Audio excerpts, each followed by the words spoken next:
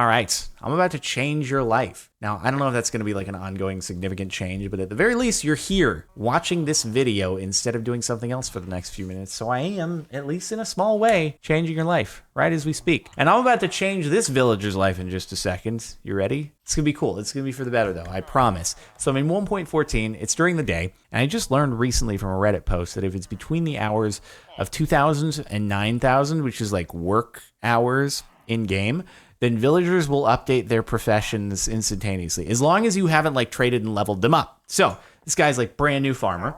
He's got a wheat trade to bread. This is pretty terrible because basically I can get an emerald out of 20 wheat, but it would take 18 wheat to make 6 bread. So I'm paying him a 2 wheat surcharge to have him do it for me.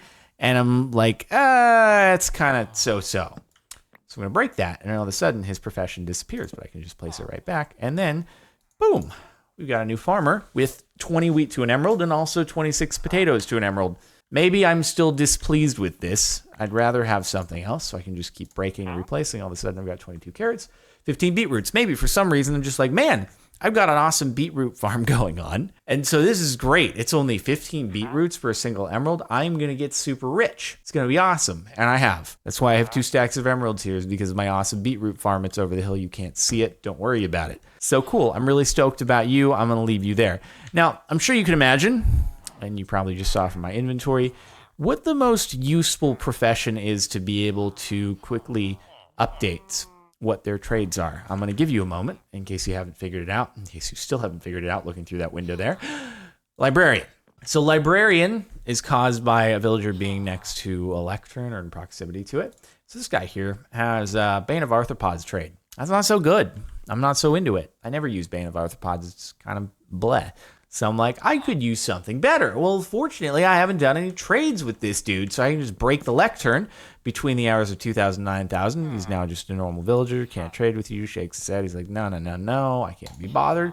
But now you can, because I placed that back down, all of a sudden you Frostwalker, which is actually pretty good, because that's something you can only get by trading or catching with a fishing rod. Can you catch Frostwalker? I think you can. But anyway, you obviously can't get that out of an enchantment table. Yeah, I know you're stoked on that. So, but maybe I'm not so into it. I like to be able to go swimming, and I don't want to have the Midas touch when I'm trying to go swimming. So there we go. What do we have here? Quick charge. Oh, that's kind of cool. Crossbow thing. Something I'm like, I prefer bows to crossbows. So not really, did take a little more fancy there. Okay, well, instead we got Frostwalker too. He's really trying to sell that to me pretty hard, and for 18 emeralds, it's not too bad. I could do a couple trades, combine them, but I'm just going to keep going. Playing the lottery here, except you don't even have an input fee. All you have to do is, I guess, use the durability on your axe. You don't even have to use your axe if you don't want it. It just makes it a little quicker. All right, what are we going to get, dude? Respiration 3. Okay, not bad. Maybe I'm going for mending, in which case I'll tell you that in all of my testing and just checking things out before going to record this, haven't been able to get mending, and I've done this like 100 times. Here's one that's not particularly useful. You don't get any enchantments whatsoever. Also, when you're breaking the lectern, be very careful to just not punch him. You don't want to make him angry. Sweeping Edge 3. I can keep going all day. My luck probably won't get mending, but Riptide, I'm like, I don't have a trident. You can get good stuff. You can get like Fortune 3 at the very least. I've seen Efficiency 4. I've seen Sharpness 4. I've seen no enchantments whatsoever. It's okay, man. Don't feel badly. You can do better. Fire Aspect 2. Okay, not bad. Either way, I'm like, I've just been looking for Fire Aspect because the sword I pulled out of the enchantment table had everything but that. So I'm good. Gonna leave you there. What you should do after you've found a trade that you like is just, in order to lock it in, then you should just at least do that trade. Okay, cool. Keep it there. And then that way, when I break the lectern, he remains. He'll save his values and all that stuff. So he can't accidentally like walk out of range, lose it, anything along those lines. So you can just kind of hold it in place, make sure it doesn't go anywhere, and then you can apply that trick to, well, I could just snag the lectern from over here and then walk on over to our bunch of villagers who have decided that they just want to cohabitate with cows. I'm not entirely sure why. One of you will turn into a librarian, and then I have all of a sudden something not super useful. But they really do love to pop that one that doesn't actually provide any enchantments whatsoever. It's kind of annoying, but it's like the most common one for you to pull, so it just keeps happening over and over. But in any case, I recommend, just for safety, because I'm not sure if there is a way for the profession to expire even after you've traded with them, they just still will not give anything else that actually has an enchantment. You have to deal with that every now and again, but there we have some channeling. And I don't have a trident, but maybe I do, and I like it. So cool. I leave you there. I just go put a lectern for safety back with that dude, even though he's keeping his profession for now. And then once again, say it's like nighttime or something like that. So time set night. Now this is out of working hours, so apparently that means they like to keep their profession going, but I can do this and they won't update.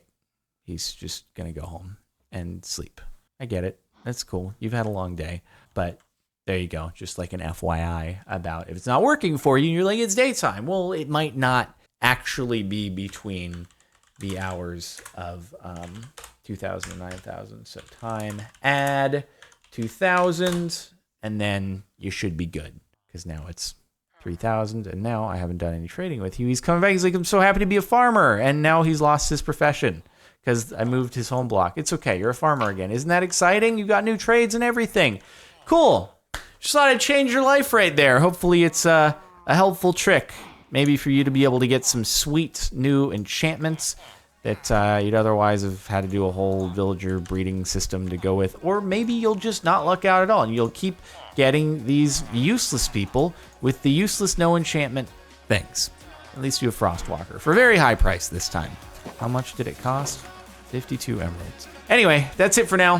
Thanks for watching. Hopefully you've enjoyed. Make sure to like if you liked. Check out the playlist if you want to catch other Minecraft and stuff. Subscribe if you're not already, and I'll wrap it up there. Have a good one.